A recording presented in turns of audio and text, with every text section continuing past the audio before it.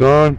So for starters, what I like in your setup are the following things. Club face is pretty much squared up behind the center of the ball, and the golf shaft is positioned at a good neutral angle because you have the club head soled as well, so that's perfect. Stance width, how about the width of your shoulders, so ideal for pivoting purposes. Grip, both hands are working together pretty well as a unit. The only thing is that right hand tends to get too tight and tense.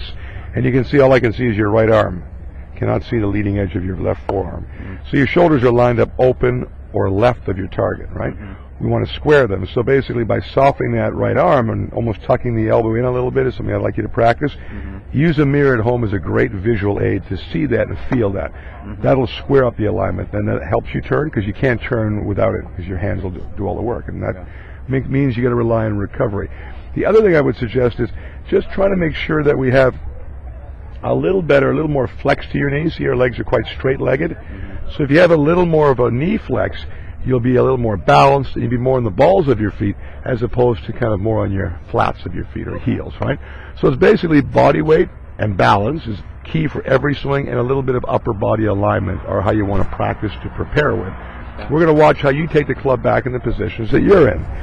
So for starters, you can see how the golf club gets kind of picked up with your wrists and arms and lifted right from the beginning of the takeaway, and that's how you get that right arm to soften, right? You can see now it folds, but it's kind of done manually, which means timing things. So you've done it pretty good there to pick it up, raise the club up over your shoulders, and you get it in a pretty good position. You place it there. Left forearm and wrist are fairly straight, not much of an angle of cupping or bowing, so I like that, and you're holding on to it. But now the key is how well do we reroute the club back to the ball. So on your downswing transition, you bring the club down, not bad, you cast it a little early, the club head, and you come slightly across the ball with the club as you swing on through. So this one you timed well.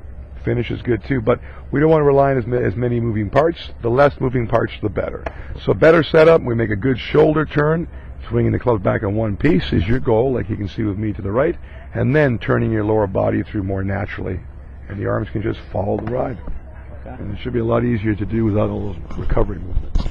So good.